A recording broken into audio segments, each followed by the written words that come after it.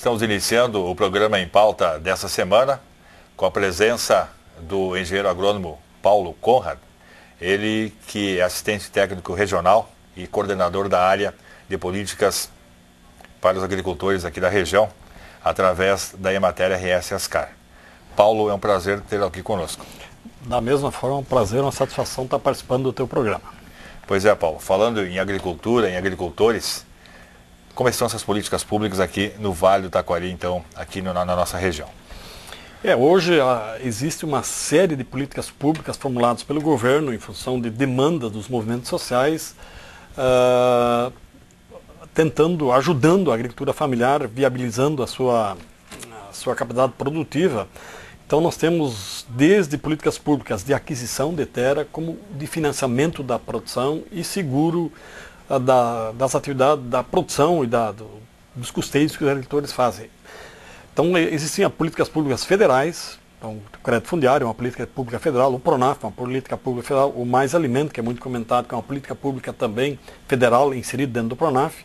Nós temos o Seguro da Agricultura Familiar, que é um programa do governo federal, além de outras políticas federais para viabilizar a agricultura familiar, para dar apoio e viabilizar a agricultura familiar. E também temos políticas públicas que a gente atua, trabalha, que são de origem do Estado. Hoje o Estado do Rio Grande do Sul, primeiro ano que ele lançou o Plano de Safra para a Agricultura Familiar. É ali que regula as políticas públicas. Então, primeiro ano que o Estado lançou as políticas, e também temos políticas públicas municipais, essa a gente não tem então tanta inserção, que aí são executadas a nível de município, nas prefeituras também tem políticas públicas para apoiar a agricultura, principalmente a agricultura familiar. Pois é, Paulo, e com todo esse apoio, com toda essa estrutura aí que os governos não colocam à disposição, os agricultores têm procurado esses recursos? Hoje temos muita demanda de políticas públicas, mas ali só recordando um pouquinho, há tempos passados, a PRONAF existe desde 94. O crédito, existia antes o Banco da Terra, depois passou o crédito fundiário, são também do final dos anos 90. Num período anterior, praticamente não existia política pública para a agricultura familiar. Tudo era gerado, investido com recursos a partir do próprio agricultor. Ele que tinha os recursos, ele construía as coisas comunitárias. E nos últimos anos vemos assim uma demanda, uma criação de políticas públicas, uma reivindicação de políticas públicas muito forte, e o governo atendendo, porque ele enxerga na agricultura familiar um papel importante na sociedade. Além da produção de alimentos, a agricultura familiar ela tem um estilo importante de valores éticos, morais, que são importantes para a preservação destes. Então se criou uma série de políticas públicas. Hoje eu até vejo que, até sobrando políticas públicas, nós olhar habitação rural, isso é uma preocupação que há 20 anos atrás não existia. Quem queria morar no interior fazia sua casa, financiava. Hoje existem políticas públicas de conseguir casa, conseguir água, conseguir luz, normalmente a fundo perdido. E depois todas as políticas de crédito e segurança que existem para viabilizar a agricultura familiar.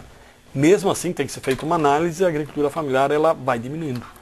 A produção ela aumenta, mas a agricultura familiar em si é preocupante de uma perspectiva, olhar para frente, o que vai ser daqui a 10, 15 anos. Cada vez menos pessoas, se olharmos o perfil das pessoas que estão no interior, são pessoas de idade e muito pouca juventude. Muito pouco jovem que vai dar sequência. E isso mexe em uma série de outras coisas nas comunidades, porque a agricultura familiar ela não vive só na família, ela vive na comunidade, ela precisa de uma comunidade, ela precisa de uma igreja, precisa de um cemitério, ela precisa de um clube, de um campo de futebol, e essas estruturas começam a morrer. Se nós olhar bem, o que funciona muito bem nos interior hoje são os clubes de idosos, os grupos de idosos que se divertem, se movimentam nas comunidades, e os grupos de jovens estão mínimos, são poucos. Então isso, para um reflexo de comunidade, é preocupante, assim, para uma sequência da agricultura familiar.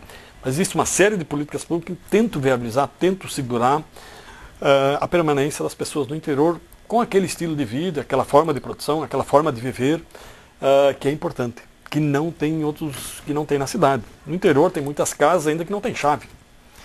Se vê produtor às vezes indo no clube jogar carta, jogar bocha, deixa a chave dentro do carro. De noite o carro fica fora da casa, o chinelo fica fora da porta.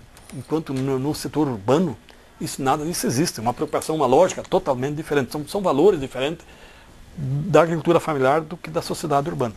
Pois é, Paulo, e existe alguma medida, digamos assim, urgente para que o jovem permaneça no campo?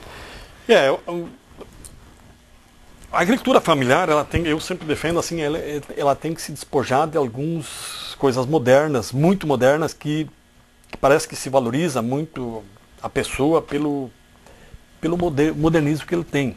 A agricultura familiar, ela é um estilo diferente, ela não é viável tu ter o mesmo consumismo lá no interior do que os empresários, as pessoas bem remuneradas na cidade têm.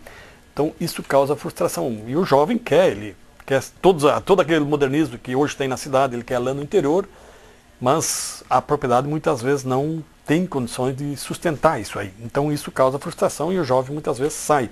Então para ficar no interior eu acho que tem que ter uma mentalidade um pouco diferente, tanto na alimentação como no consumo de bens que hoje são oferecidos para todos, né?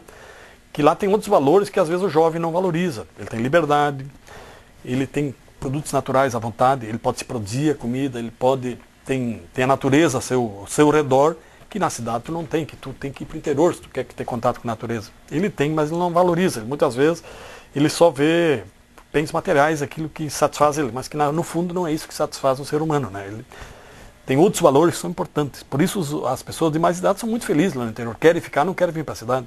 Porque eles valorizam essas outras coisas que tem lá no interior. Vizinhança, solidariedade, uma série de valores assim que existem lá, que talvez o jovem não enxergue. Aquele troço de ir no bar, jogar uma cartinha em sábado de tarde, se reunir com o vizinho, são valores importantes que trazem satisfação.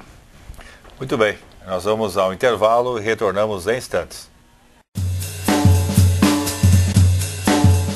Helpdesk Suporte de Informática. Os melhores preços, serviços, computadores e a melhor assistência técnica você só encontra aqui. Helpdesk Informática. Fone 3726-3644. 10 anos conectado com você. Alimentos fresquinhos, direto do campo para a sua mesa. Confira os horários e locais da Feira do Produtor Rural de Lajeado. Sua saúde e seu bolso agradecem. É o governo de Lajeado incentivando a agricultura familiar e contribuindo para trazer saúde à mesa dos lajeadenses. Governo de Lajeado, compromisso com a comunidade. A Drogaria Dresch é associada à Rede Vida Farmácias, que é referência no ramo farmacêutico, conhecida pela confiança, seriedade e excelência de seu atendimento. Possuímos teleentrega, convênios com empresas e ótimos descontos. Drogaria Dresch, na Benjamin 711, em Lajeado. Invista na beleza das rochas ornamentais, uma beleza eterna. De Corbellini Mármores e Granitos traz para você uma infinidade de opções na hora de construir ou reformar o seu espaço. Seja na sua residência ou escritório, sempre a certeza de qualidade, fino acabamento e bom gosto. De Corbellini Mármores e Granitos, em Lajeado, na RS 130, km 71. Você lembra da sua infância, dos seus dentes de leite e alguém sempre perguntando: cadê a janelinha? Pois é, o tempo passa e vem os permanentes. Aí você cresce e mais tarde eles já não são mais tão permanentes assim. Seu sorriso conta a história da sua vida. Prontodente, o melhor sorriso deve ser o seu.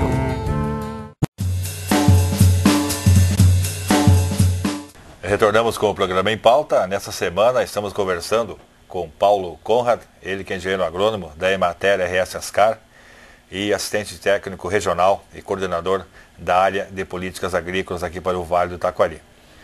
Paulo, vamos falar um pouquinho sobre o crédito fundiário.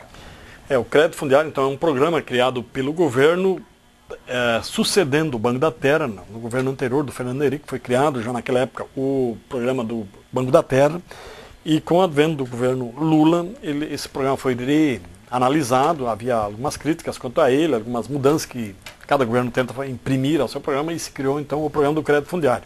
Esse programa então visa o acesso das pessoas à terra para quem não tem, quem trabalha à meia, quem é meeiro, arrendatário, jovens, ou para quem tem pouca terra, assim, ainda quer comprar um pedaço a mais. Então é um programa que existe e tem muita demanda na região.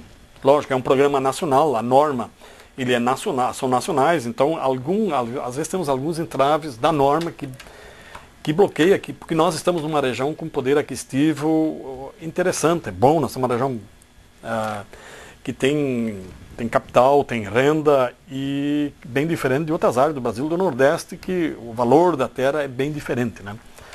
Então é um programa que permite o acesso do jovem, da pessoa que tem pouca terra ou que planta meia, que é meeiro, acessar a terra e ser agricultor. Então o importante é quem quer comprar terra para crédito fundiário, ele tem que depois ir para cima dessa terra e viver, ser agricultor familiar e tirar o seu sustento da terra. Essa é a proposta.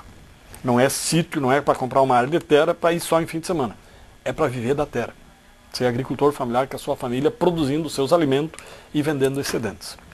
Nós temos também um seminário, né, previsto agora para o mês de outubro.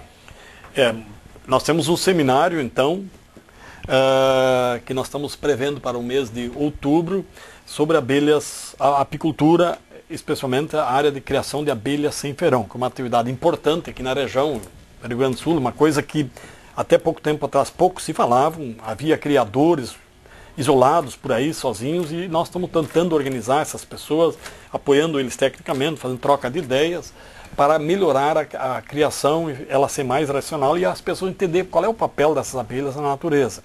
Então, no dia 28 de outubro, nós vamos realizar um seminário no município de Encantado, vai ser um seminário regional de melipolinicultura, ou um seminário sobre criação de abelhas sem ferão, onde nós vamos tratar da biologia, como é que elas vivem, qual é o ambiente que elas vivem, e os palestrantes muito vão ser criadores aqui da nossa região, que já têm conhecimento, já estão anos na atividade, para troca de ideias, tanto na parte de criação como de comercialização, e também para que servem essas abelhas na natureza, que elas têm um papel importante. Elas existiam em todos os nossos ambientes aqui, que elas têm um papel importante na polinização, na manutenção das nossas espécies florestais, mas com o uso do fogo, do veneno, da lavração das terras, da depredação da natureza, elas praticamente desapareceram.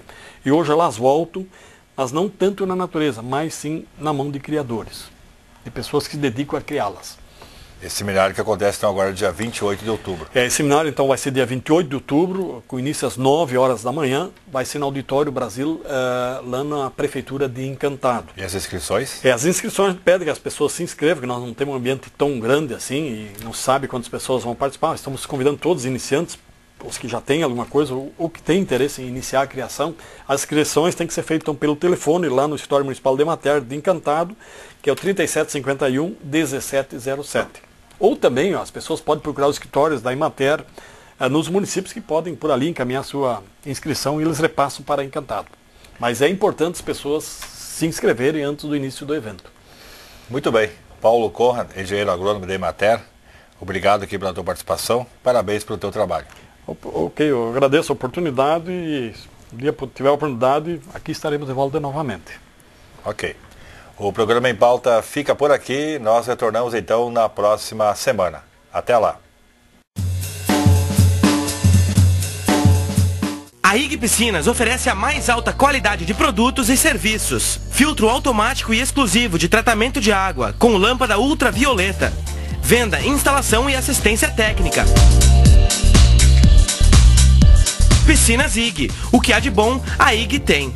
A felicidade e o futuro do seu filho está aqui. Colégio Melinho, número 1 do Enem Vale do Taquari. Matrículas abertas. Educação infantil. Ensino fundamental e médio. Totalmente apostilados. Dê um presente para o seu filho. O futuro. Colégio Melinho, em Lajeado.